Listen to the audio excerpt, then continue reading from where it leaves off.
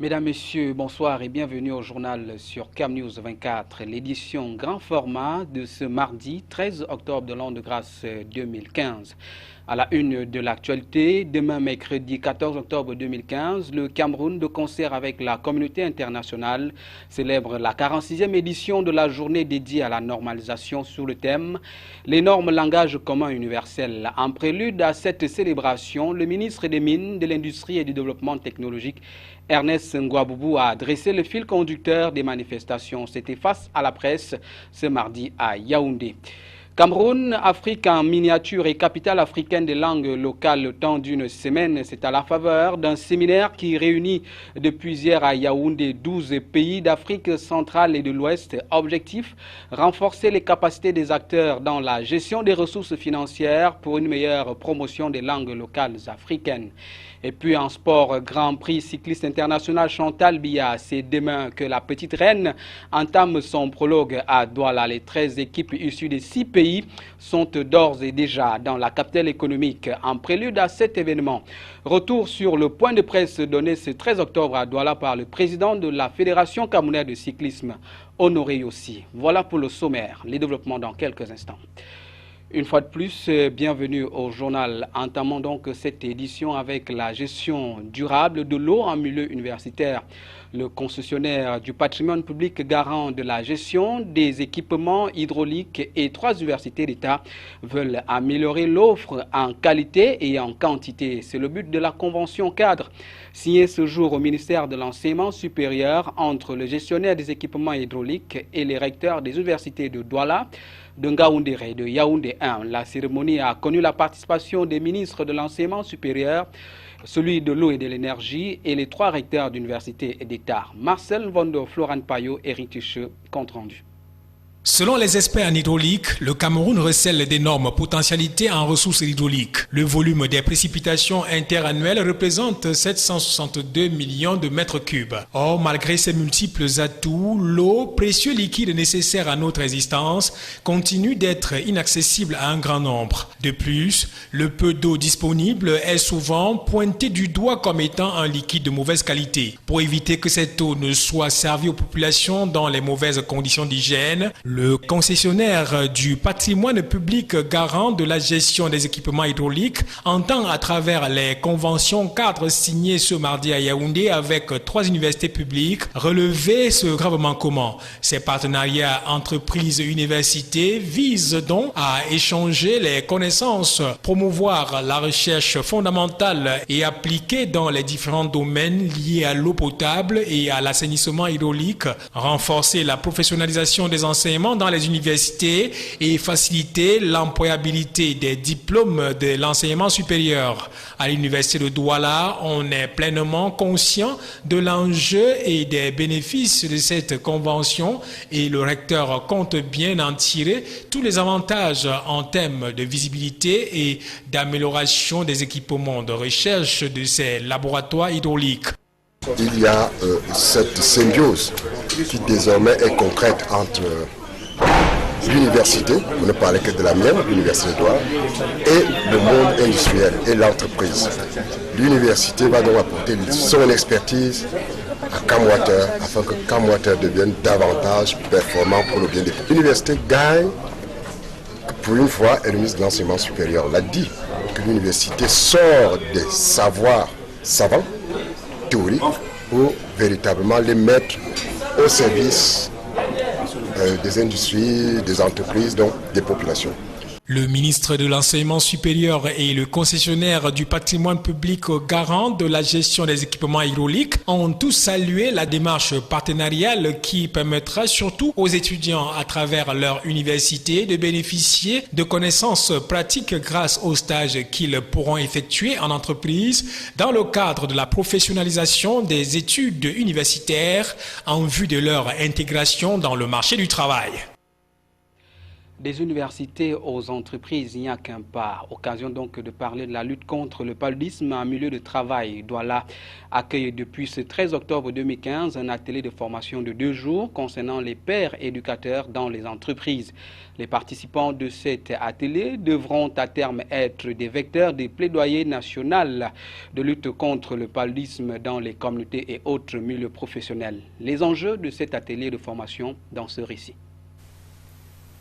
Dans sa quête d'une facilitation optimale de l'accès aux informations des travailleurs et de leurs familles sur les questions de santé, la coalition de la Comité des affaires contre le sida, la tuberculose et le paludisme tient depuis ce 13 octobre jusqu'au 14 octobre 2015 à Douala la 3e session de l'atelier de formation des pères éducateurs des entreprises sur la lutte contre le paludisme en milieu de travail. Les modules de formation au cours de cet atelier reposent sur l'appropriation de la politique nationale de lutte contre le paludisme au Cameroun, la prise en charge de cette maladie, la prévention et l'élaboration des stratégies de communication pour faire reculer la grande tueuse qu'est l'anophèle femelle dans les communautés et entreprises. Le père éducateur constitue ainsi un maillon important qui nécessite d'être capacité car selon les chiffres de l'Organisation mondiale de la santé, un enfant meurt toutes les 45 secondes à travers le monde et à cause du paludisme. Le travailleur qui est le centre de la famille, vu la vulnérabilité des femmes enceintes et des enfants dont l'âge varie entre 0 et 5 ans, doit maîtriser l'ensemble des activités de lutte contre le paludisme. Contre le paludisme dans la région du littoral, sur le plan objectif, à atteindre en 2018, nous pensons qu'on a besoin que les pères éducateurs fassent leur part pour pouvoir atteindre ces objectifs. Par exemple, pour que la femme enceinte reçoive la moustiquaire dans les hôpitaux, on a besoin que les pères éducateurs sensibilisent les femmes enceintes de leur entreprise. Pour que la femme enceinte reçoive son traitement préventif intermittent, nous avons également besoin qu'elle soit informée en entreprise. Pour que la population générale sache qu'il y a une campagne de distribution nationale prévue en 2015, ces pères éducateurs vont nous aider à sensibiliser. Au terme de cette formation, les participants devront être les vecteurs du plaidoyer contre le paludisme, en ayant assimilé toutes les techniques de communication intégrées, sans oublier l'appropriation de l'outil interactif d'entreprise et santé pour l'éducation des travailleurs sur le paludisme. Ce n'est qu'à ce titre que le Cameroun pourra par exemple atteindre, voire franchir le cap des 80% de personnes dormant sous une moustiquaire imprégnée d'insecticides à longue durée d'action d'ici 2018. Promotion des langues locales, 12 pays de l'Afrique centrale et de l'Ouest à l'école de gestion des ressources financières de l'initiative Élan Afrique. L'atelier irrelatif a ouvert ses portes hier, lundi 12 octobre 2015 à Yaoundé. C'était par les soins de Mme Youssouf Halim Adidja, la ministre de l'Éducation de base, en présence d'une délégation de l'OIF, l'Organisation internationale de la francophonie. Les détails avec Salomon Foué et Marcel Vando, Zobel Apollinaire.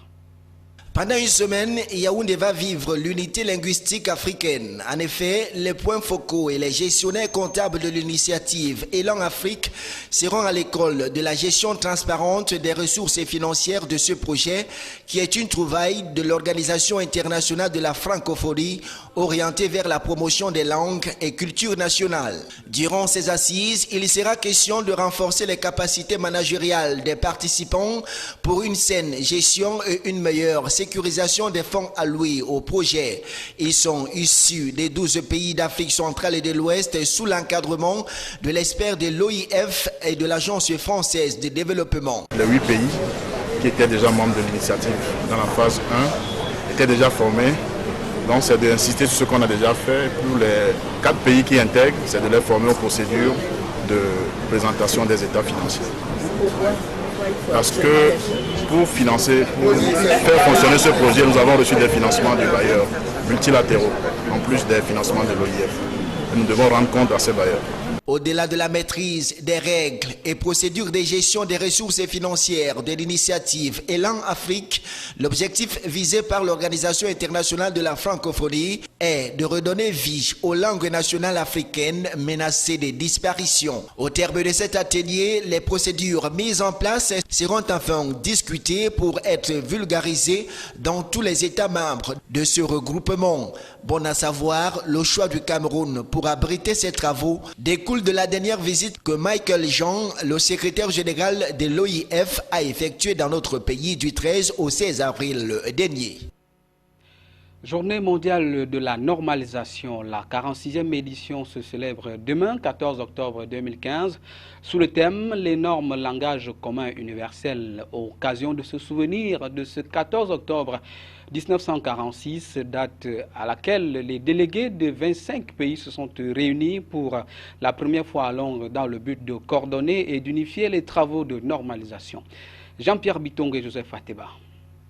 Sans normes internationales communes établies et reconnues, pas d'échange possible, quel que soit le domaine. Cette année, la journée mondiale de la normalisation du 14 octobre 2015 est placée sous le signe du langage commun universel. Le thème de cette année, les normes, langage commun universel, nous renvoie inéluctablement à la nouvelle organisation mondiale du commerce. On comprend tout de suite qu'il est question dans le cadre des échanges, d'adopter un même langage, afin d'éviter les risques de conflits commerciaux ayant des conséquences sur le plan des affaires qui quelquefois sont non négligeables, afin d'éviter que les opérateurs économiques de par le monde produisent des biens et services qui pourraient ne pas correspondre aux attentes. En matière de technologie, les normes internationales sont une clé essentielle pour faciliter les interconnexions et échanges entre les produits et la communication entre les personnes. Ceci fait croire que si les normes sont respectées, tout fonctionnerait sans problème. Pour les entreprises camerounaises, qu'il y ait des normes et que ces normes soient respectées, que ces normes soient mentionnées dans les cahiers des charges, ça permet aux entreprises camerounaises de pouvoir produire des biens et services que le marché acceptera, à supposer que les normes ne soient pas, n'est-ce pas, ne soient pas respectées. Si elles ne sont pas respectées, il y a des risques de voir les produits ne pas être vendus, il y a des risques de conflit, il y a des risques sur l'image des entreprises. Il est de nos jours difficile d'imaginer un monde sans normes et la normalisation couvre de nombreux champs, implique beaucoup d'acteurs, garantie, ouverture et concertation. La normalisation en relation directe avec la mondialisation des marchés. Elle est au cœur des enjeux des sociétés d'aujourd'hui et de demain. Les pays les plus avancés au plan économique ont généralement un portefeuille normatif qui dépasse les 5000 normes. Et il faut savoir que dans le cas du Cameroun, où on a à profusion des projets inscrits dans notre boussole, le document de stratégie pour la croissance et l'emploi, le programme d'urgence que le chef de l'État a prescrit, les problèmes sociaux au quotidien, nous avons une multitude de projets. Pour les réaliser, afin que les résultats en termes de développement économique, de création d'emplois, de satisfaction des attentes des populations, leur réalisation ne peut être harmonieuse que si les questions normatives sont adressées dès la phase de définition des projets. La NOR est la volonté en action du président de la République dans son souhait de poser les bases d'une industrie gagnante au Cameroun. Il est question de sortir vainqueur des batailles de l'avenir dans les secteurs industriels, commercial, environnemental, social et sanitaire.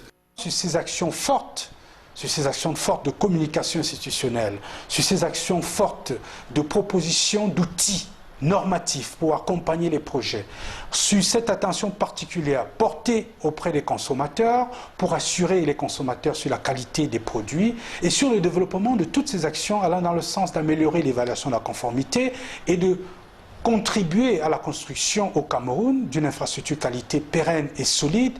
Je reviens dessus. Il s'agit là d'améliorer, n'est-ce pas, tous les processus de normalisation, d'évaluation de la conformité et de métrologie afin qu'on ait une infrastructure qualité, n'est-ce pas, crédible, reconnu par nos pairs, les pairs et partenaires à l'international. Pour tout dire, les normes facilitent un langage commun entre les acteurs économiques, producteurs, utilisateurs et consommateurs. Elles permettent également d'harmoniser les pratiques et de définir le niveau de qualité, de sécurité, de compatibilité, de moindre impact environnemental des produits, services et bonnes pratiques. Vous êtes sur CamNews 24 et c'est toujours le journal. En prélude donc à cette 46e édition de la Journée mondiale de la normalisation, le ministre des Mines, de l'Industrie et du Développement technologique, Ernest Ngouaboubou, était face à la presse pour rappeler l'importance du respect des normes pour le développement du Cameroun. Le compte rendu de Salmon Fouet, Marcel Vondo, Donald Anyuzoa. C'est presque à bâton rompu et sans détour que le tout nouveau ministre des Mines, de l'Industrie et du Développement technologique, Ernest Ngouaboubou, s'est entretenu avec les professionnels des médias. C'était au cours d'un point de presse que le MINMID a accordé ce mardi aux journalistes de la presse nationale et internationale à l'effet de rappeler à la conscience collective l'importance due au respect des normes en vue d'un accompagnement durable du Cameroun dans ses efforts de développement. La compétitivité de nos industries passe nécessairement par la production de biens et services de très bonne qualité. Et les normes dans ce contexte restent et demeurent le socle incontournable pour le faire. Si nos industries aspirent à gagner des parts de marché au plan international, elles ont intérêt à s'arrimer aux normes internationales. Sinon, elles vont partir à la dérive. Les normes langage commun universel, c'est le thème retenu à la faveur de la célébration de la 46e journée mondiale dédiée à la normalisation. Relativement au sens donné à ce thème, le patron des mines a sa petite idée. Je dois avouer que on ne peut pas ne pas parler ici de sensibilisation parce que nécessairement il faut sensibiliser l'opinion. Il ne s'agit pas seulement d'une journée, mais il s'agit d'un travail de longue haleine. C'est pour cette raison que avec la Nord, avec les autres partenaires, les autres parties prenantes à la normalisation, il faut aller vers l'opinion, il faut aller vers les industriels pour leur dire que il est de leur intérêt de s'arrimer pour que leurs produits puissent passer non seulement sur le marché local mais également sur le marché international, mais également leur permettre de gagner d'importantes parts de marché au plan international. À la question de savoir ce que le ministre des Mines, de l'Industrie et du Développement technologique, tutelle de l'Agence des normes et de la qualité, entend faire pour que le langage commun universel des normes ne soit pas un simple slogan évoqué seulement le temps d'une célébration, le MINMID se veut rassurant sur la culture normative au Cameroun. Alors, monsieur le ministre, oui, parce que les normes, c'est un langage universel. Voyez-vous, tout ce que nous faisons aujourd'hui, c'est par rapport à tout ce qui a été fait, tout ce qui a été normé.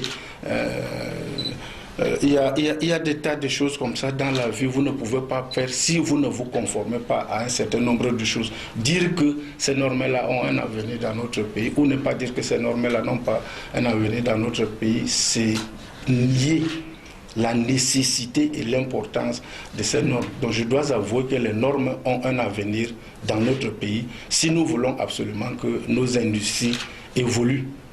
Lorsqu'il lui est demandé de parler de l'avenir de la normalisation au Cameroun en rapport avec les échanges commerciaux et la coopération entre le Cameroun et ses partenaires au développement, la réponse du ministre Ngouaboubou est sans détour. Nous devons tous chercher à parler le même langage que celui des normes. Et aussi nous serons mieux compris. Il convient de rappeler à l'adresse de la communauté nationale qu'une journée porte ouverte sera organisée au siège de la Nord, l'Agence des normes et de la qualité située au quartier Bastos à Yaoundé. Une articulation qui marquera pour ainsi dire le clou des festivités organisées à la faveur de la célébration de la 46e édition de la Journée mondiale consacrée à la normalisation. Les normes langage commun universel, tout comme le sport, puisque nous rentrons là dans la partie réservée au cyclisme dans ce journal Grand Prix cycliste international Chantal Biya. La région du littoral retenue pour les premiers coups de pédale, les 13 équipes nationales des 6 nations invitées et déjà présentes en terre camerounaise prendront part au prologue prévu ce 14 octobre dans la capitale économique. L'annonce vient de la Fédération camerounaise de cyclisme qui a donné un point de presse ce 13 octobre à Douala, en prélude donc au démarrage de la compétition. Josué Ngonga, Donald Anjoua. Le propos liminaire du président de la Fédération camerounaise de cyclisme s'est voulu précis à l'occasion de ce point de presse qui annonce le démarrage du Grand Prix international Chantal Biya. Le coup de pédale d'Honoré Yossi, actionné en 3 temps, fera savoir que la fête commence, que le sport triomphe et que la presse fasse son travail. Belle passerelle ouverte aux hommes des médias qui n'iront pas du dos de la cuillère pour en savoir plus sur l'organisation générale de cette compétition d'envergure internationale. Aux préoccupations de la presse qui vont respectivement tourner autour de l'itinéraire du prologue, connaissant l'état de certaines routes de la ville de Douala, de la participation des équipes étrangères et de l'épineuse question des primes, les organisateurs vont à chaque interrogation coller une réponse positive. Le macadam de l'itinéraire retenu pour le prologue apprendra-t-on est en bon état, tout comme le moral de la nationale camerounaise qui aura en face des équipes venues de la France, de la Slovaquie, du Maroc, de l'Algérie, de la Côte d'Ivoire et du Burkina Faso. La question des primes quant à elle serait entièrement résolue, les compétiteurs verts, rouges et jaunes ayant dans la foulée perçu leurs primes tant olympiques de préparation que de participation. Le comité d'organisation qui s'auto-évalue ainsi à mi-parcours sollicite tout de même la participation massive de toutes les forces vives de la nation pour un succès organisationnel sans faille au soir du 18 octobre prochain. Les cyclistes sont déjà dans nos murs à Douala. Évidemment que l'organisation attend les premières victoires de l'équipe camerounaise. Évidemment que les populations de Douala puissent encourager les cyclistes camerounais. Évidemment, nous voulons également que les médias que vous êtes apportiez un coup de main au niveau de la médiatisation pour que la fête soit belle. Le Grand Prix international Chantal Biya qui fête cette année ses noces de cristal sur la base de ses 15 ans d'âge se fera sans cette foire, véritable lieu de rassemblement où l'on avait coutume de revitaliser l'esprit et le corps après l'effort. C'est la fin de cette édition du journal. Merci de votre aimable attention. L'information continue sur CamNews 24 et sur le site www.camnews24.com. Bonsoir.